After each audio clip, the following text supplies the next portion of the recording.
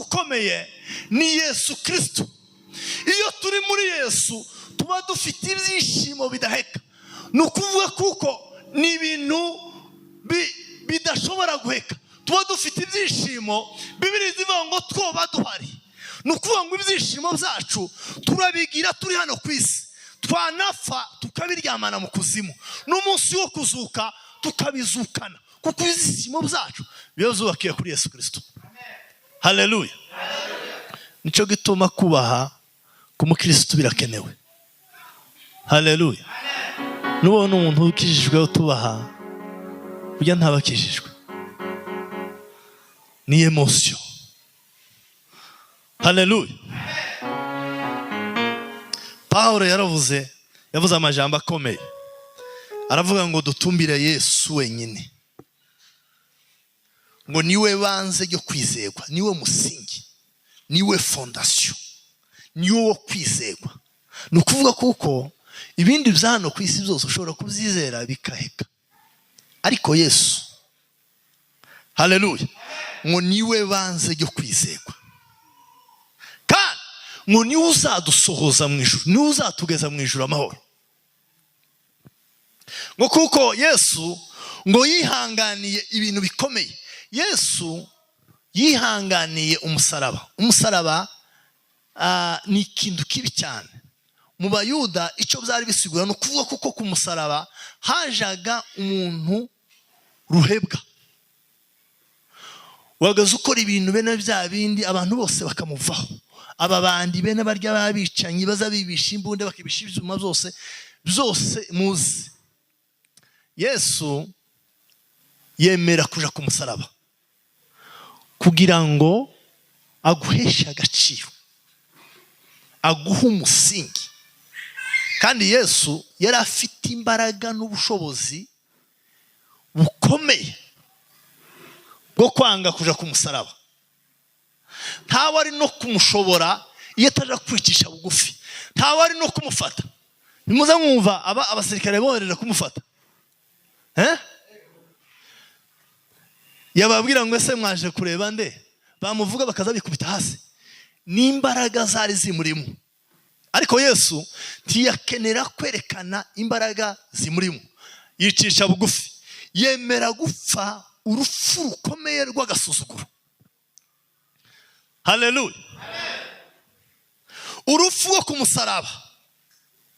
Bibiliya yarambwiye ngo kubyishimo nukuvuga ngo yazabona kuko namara gupfa hari ibyishimo bikomeye bimutegereje imbere.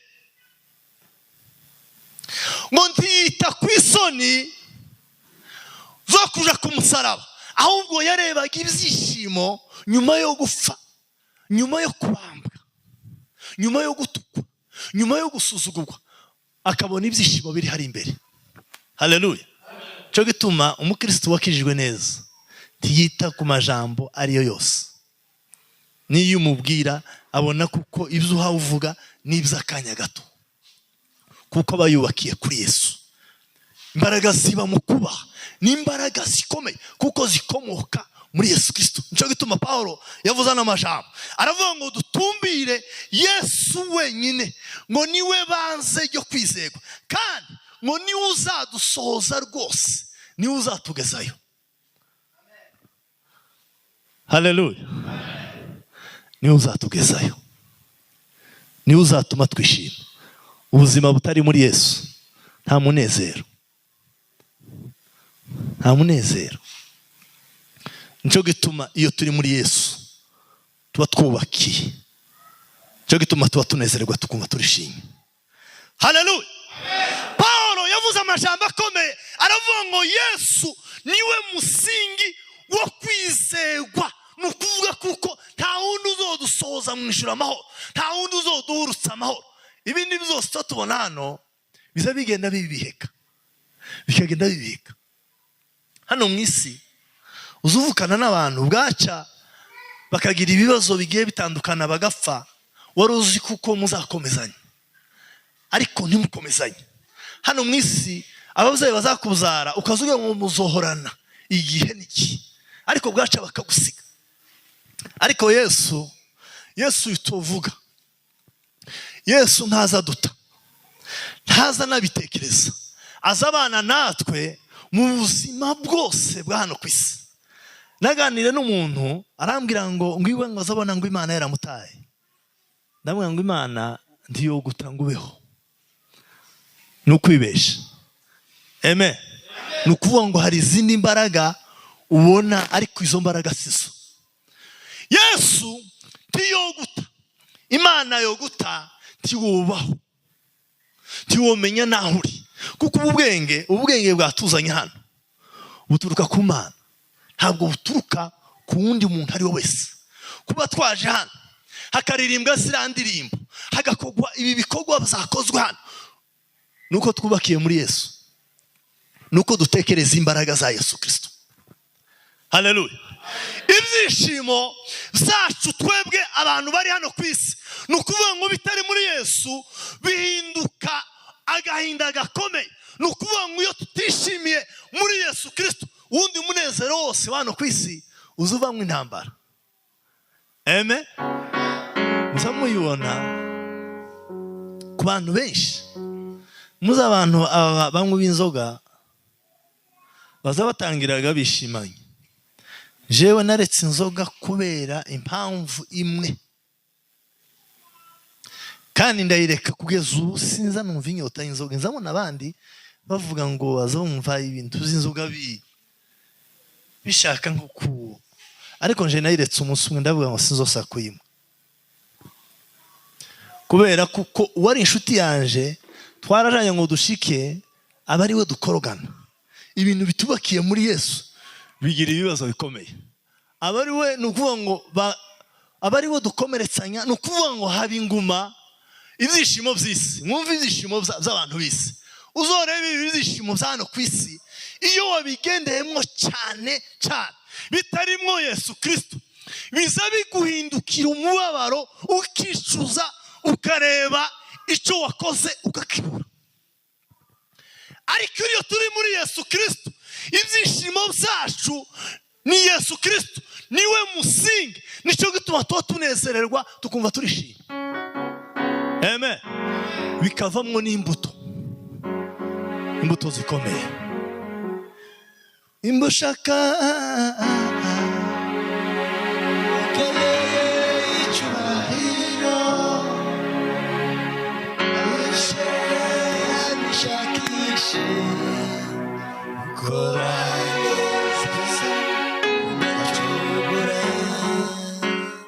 nimba ushaka gukomera, nimba ushaka gukora ibintu byose bikagenda neza, nukuvuga kuko uhagarare kuri Yesu.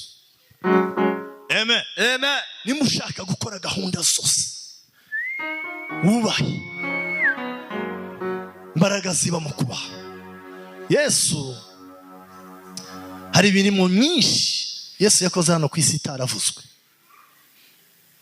Hari n'ibintu byinshi Yesu yakoze hano ku isi bitavuzwe, kuko yicishije bugufi, ari Imana ava mu ijuru aza kubyagwa n'umuntu, umudamu, araza hano ku isi akora imirimo ikomeye. Yesu yakijije abantu benshi cyane, ntabwo abantu Yesu yakijijwe bazwi, kuko Bibiliya izigira Samari. Yesu yagiye akiza abantu, ahaza abantu, akora imirimo ikomeye iteye ubwoba, yicisha bugufi. Kandi ibyo zose yabikorera kugira ngo twebwe abari inyuma ngo tugere ikirenge mu cya Yesu, twubahe. Burya iyo tubaha ugira intambara zimwe zikomeye. Intambara tugira hano ku isi cyane nuko hataba harimo kubaha. Iyo tubaha nukuvuga ngo ufite intambara, ibizuwizi bikomeye. Haleluya. Haleluya. Nicyo gituma Bibiliya itubwira ngo nuko umuntu wese ngo wumva aya magambo yanje ngo akayakomeza, ngo azaba nk'umunyabwenge wubatse inzu ye ku rutare, imvura iragwa, imivu iratema, ntacyo byayitwaye. Ariko umupfapfa we nukuvuga ngo inzu yiwe ntiba yubakiye kuri Yesu Kristo, ibintu byose bije bizabimutwara umusenyi, ibintu byose byaza bikamutwara, kuko ntabari muri Yesu neza. Cyo gituma dutegerezwa kubakira muri Yesu Kristo, imbaraga zacu tukazishora mu kubaha. nta kintu wogeraho utubaha. Kubaha ni ingenzi. Kubaha muto, kubaha umukuru, kuko nizo mbaraga zizodushorera zikatwinjiza mu bwami bwo mu ijuru. Kuko Yesu yicishije bugufi mu nzira zose. Kuja mu ijuru ni ikintu gikomeye, gisabye ibitekerezo, gisabye kubaha, gisabye kugenda gahoro gahoro, bisabye ubwenge. Cyo gituma Pawulo yavuze ngo nukuvuga ngo Imana ngo niyo yo kwizerwa, niyo yo kwizerwa, nta kindi cyo kwizerwa usibye Imana. Haleluya, haleluya. Yesu yavuze amajambo akomeye abwira abayahudi, arababwira ngo umuntu wese ngumwira ati mwami mwami, ngo siwe uzinjira mu bwami bwo mu ijuru keretse ukora mu byo Data wo mu ijuru ashaka. Amen, amen. Impamvu Yesu yabwiye abayahudi nuko yitegereza abayahudi ngo mu bantu gutya mu materaniro ngo bageza bigira nk'intama, bahura gutya ngo babare mu masinagogi yabo, makanisa yabo y'icyo gihe, ngo akabona bafite umwuka ukomeye, akabona bari mu dubena yindi ikomeye. Yesu arabitegereza, nukuvuga kuko arababwira ngo mwebwe namaze kubamenya. Ngo umuntu wese umbwira ngo ati mwami mwami, si uzinjira mu bwami bwo ijuru keretse ukora ibyo Data wo mu ijuru ashaka. Yesu yashaka kubabwira kuko ntibirebo ibo kubwabo, ahubwo barebe iby'Imana ishaka, kuko dukora iby'Imana ishaka, ntidukora ibyo twebwe dushaka. Ntidupiburiye imbaraga zacu, dupiburiye imbaraga z'Imana, kuko imbaraga z'Imana zirengeye izindi mbaraga zose. Abayahudi nukuvuga ngo berekanaga ibintu bitari byo. Yesu ngo abitegereze abona muri bo nta kubaha Imana, nta gukora ibikorwa by'Imana nk'uko Imana ibishaka, ahubwo bashakaga kunezeza abantu. Kandi nizo ntambara dufite ubu, tugashake kunezeza abantu. Reba usiyano ufitanye n'Imana. Amen, amen. Reba imikorere yawe n'Imana, reba kuntu ugendana n'Imana. Tujanye na emotion za hano kwisi bizogusiga ahantu ukazibura. Ubakira kuri Yesu, ukora ibintu byose ubaha. Haleluya, amen. Cyo gituma Yesu yabwiye abayahudi, arababwira ngo umuntu umbwira ngo mwami mwami, ngo si uzinjira mu bwami bw'ijuru keretse ukora ibyo Data wo mu ijuru ashaka. Kandi ibyo Data ashaka, haleluya, haleluya, ibyo Data yashakaga ni ukwicisha bugufi. Kuko Yesu kubera kwicisha bugufi yagiye agira imbaraga zikomeye. Yesu yabanye n'abavandimwe biwe ba Yakobo. Yakobo ngo yamwizeye umunsi Yesu acikana, ngo haba ubwira kabiri, haba umwijima uteye ubwoba. Yakobo ngo arebe ibibaye, aravuga ngo menye neza neza kuko Yesu Kristo yari umwana w'Imana, kandi bari bamaranye igihe kirekire. Nicyo gihe Yakobo avuze ku rurimi, aravuga ngo ururimi uzojere ururimi kuko bizogufasha mu buzima bwawe bwo kubaho. Atekereza ibintu yagiye avuga, ntiyemera Yesu, kandi bari bavukana, bageze abashana mu mirimo imwe n'imwe. Ni ukuvuga ngo baramupingaga kuko ntabwo yamwizeraga neza kuko ari umwana w'Imana, kuko abantu bageze bamuvuga, ariko ngo bamutinyiraga autority, ijuru ryari muri we. Yesu ngo abone Yesu aracikanye, umwijima urabuditse, ibintu ngo birahindutse, aravuga ngo neme neza neza kuko yari umwana w'Imana. Yakobo avuga amajambo akomeye, aravuga ngo ururimi ngo ni akantu gatoya mu ngingo zose, niko kataza gakunda kugaragara. Ngo arugereranya nka kujya ku mwambi. Aba basore bakuri hano muzi umwambi, ako tuba tubona muza muyikoresha, muza mucana. Zona ko umwamba ari akantu gatoya, iri iwacu muri Kongo wagaze ugakubita gutya mu ndare kakama gatwika imisozi n'imisozi igasha igahongoka. Aravuga ngo ururimi ngo nakantu gatoya ninga kujya ku mwambi ngo utakajeze neza ngo gatware neza, nukuvuga ngo urure kure cyane ariko ruzogeraho narwo rufatwa Gehenumu. Nukuvuga ngo ururimi nakantu gatoya ariko utegerezwa kukajera, nutakajera ukakarekura ukazugenda ukavuga ntawo gukoma mu ngogora ntawo kubuza, ururimi niwe wenyine worujera. Aravangwa ariko narwo ngo ruzokongezwa na Gehenumu. Hari igihe uzageramo ukazoho wifuza ngo ururimi iyo nanarukorosheje gutya, iyo naragize gutya. Nico gituma inosi dutegerezwa kuyitwaramo neza. Icyifuzo cy'Imana kuri twebwe abantu, icy'Imana yifuza kuri twebwe, icy'Imana yifuza kuri wewe, nico tuvugaho. Itangiriro 2 no ku 15 no ku 15 tugeze ku 16. Wumva icy'Imana yifuza kuri wewe.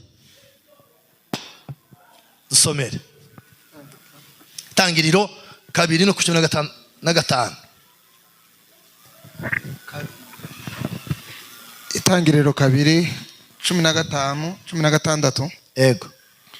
Aravuga ngo Uwiteka ajana wa muntu amushira muri iyo ngobyi yo muri Edeni ngo ahingire imirimo ayirinde. Uwiteka Imana iramutegeka iti ku giti cyose cyo muri iyo ngobyi uje ujya imbuto zaco ukushaka. Amen. Amen. Hallelujah. Amen. Muzi kibazo cyahabaye cya Adamu na Eva murakizi? Icyifuzo cy'Imana kuri twebwe abantu nukubaha. Adamu na Eva ikintu bakoze cyane ntibubashe. Imana yabahaye authority, yabahaye imbaraga zo gutegeka ibintu byose byari biri aho ngaho. Inyamaswa wazabahingira Edeni muyitunganye, ibintu byose mubigire neza, nuko ikintu cyose kizoza kibumvira. Hallelujah. Nuko umuhingire kandi muza muyirinda. Imana nukuvuga ngo yaha authority ikomeye, ariko ibaha irababwira ngo ku 17 umenyesha iciza n'ikibi timuzakigiye, kuko umunsi mwakiriyeho no gupfa muzafa. Bategwa na Satani ariyo nzoka. Irababwira ati noneho Satani niko izigenda ishuka abantu. Imana yadushize mu murongo wayo w'ubwenge, wo kugira ubwenge, wo kujera ibintu byose nkuko bimeze, wo kubahiriza amasaha, wo kujera n'iminsi twahawe n'Imana, n'ubwenge n'ibikorwa. Ibyo byose Imana yarabitibuye muri twe. Satani kuko yarwanyije umukurambere wacu Adamu na Eva, nukuvuga kuko aza kwengeshangesha akakubwira ngo iburi mu wokora nibi wogira ubwenge. Abantu bovuga ngo urakomeye, ariko gushira kwimbaraga. Nukuvuga kubera kutuba ngo barambukirwa bamaze gukora ico kintu, Satani arabahenda arabwira ngo nimwajya kuri no mbuto muzagira ubwenge bw'Imana, muzamenya ikintu cyose. Nukuvuga ngo bamaze gukora icyo Imana yababujije barambukirwa. Muzi ubwenge dufite hano ku isi bura n'ubwenge buva ku Mana. Muzitegereze neza umuntu Satani yamaze gushikamo nta bwenge. Zumwitegereza ukabona ishusho afite abateye ubwoba. Adamu na Eva barambukirwa, ubwiza bw'Imana bwari batwikiye ngo bubavaho, barahunga bava mu kibanza Imana yari yarabashizemo. Nukuvuga kuko iyo tutubashe Imana tuva mu kibanza Imana yadushizemo tukaja ahantu ho gutangira gutekereza ibitarizo. Twavuye mu mbaraga zo kubaha. Imana ngo iraza yayibashaka, barababwira ati twakoze bijya watubujije, ntibemera n'icyaha.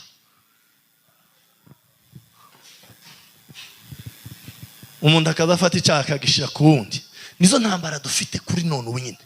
Umuntu niyemera icyaha ciwe azagifata ngo nibamubwire. Ijambo ry'Imana ntawe riza ritinya. Bibiliya zivuga ngo rikebera amugiyo. Nukuvuga ngo rifite ubukana bene bwa bundi buteye ubwoba. Nukuvuga ngo namugi ahantu ari hose, habe nubwo wowe ukomeye gute, ijambo ry'Imana nteza gutinya. Haleluya, amen. Nico gituma kubaha n'ingenzi.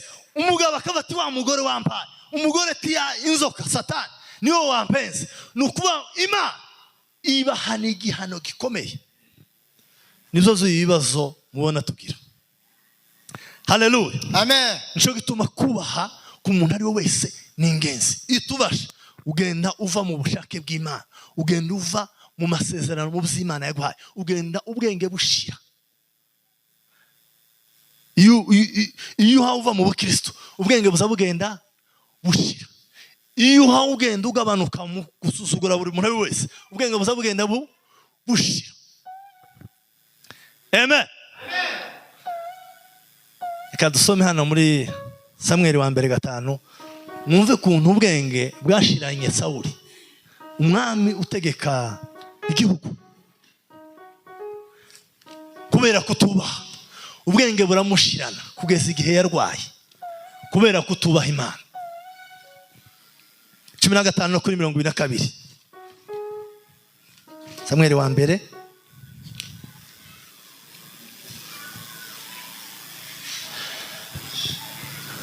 tangiye mikoro.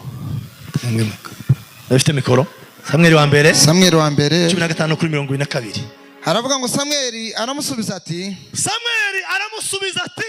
mbese Uwiteka yishimira ibitambo byoswa? Uwiteka azayishimira ibitambo byoswa n'ibindi bitambo kuruta uko yakwishimira umwumviye. Haleluya, amen. Imana niza yishimira ibindi bintu byose twokora. Hari abantu bazabesha ngo wotanga iki n'iki ngo bikanezeza Imana. Imana izishaka umutima wacu. Nico kintu Imana iziviziya cyane. Imana ndishaka amafaranga, ngo gutanga ngo uzokiza ibiki. Utegere igisubizo ahangaha. Erega kumvira kuruta ibitambo. Erega kumvira kuruta ibitambo, kandi kwitonda kuruta ibinure by'amasekurume y'intama. Amen. Kandi kwitonda kukaruta ibinure by'amasekurume y'intama. Kwitonda birakenewe. Kwitonda no kumvira birakenewe. Bakimbwira kuvuga ijambo ry'Imana, nabanje gutegura teme ivuga hejuru yo umubyeyi, agaciro k'umubyeyi. Hari abantu benshi uza witegereza hano ukabona ntibaza agaciro k'ababyeyi babo, ntibaza ababyeyi babo icyo ari cyo. Nibyo inyuka, muzi imyuka myinshi hano tugenda tugira ibatake kuri twe, ni kubera kuko abantu badaha ababyeyi agaciro kabo. Haleluya, amen. Bibiliya yatubwiye ngo erega kumvira kuruta ibitambo, kandi kwitonda kukaruta ibinure by'amasekurume y'intama. Nukuvuga ngo ibinure nukuvuga ngo bageze batamba intama zifite ibinure zibyibushye cyane, bakibwira kuko ariko gukizaho ibyaha. Ariko Imana sibyo yashakaga. Imana yashaka umutima.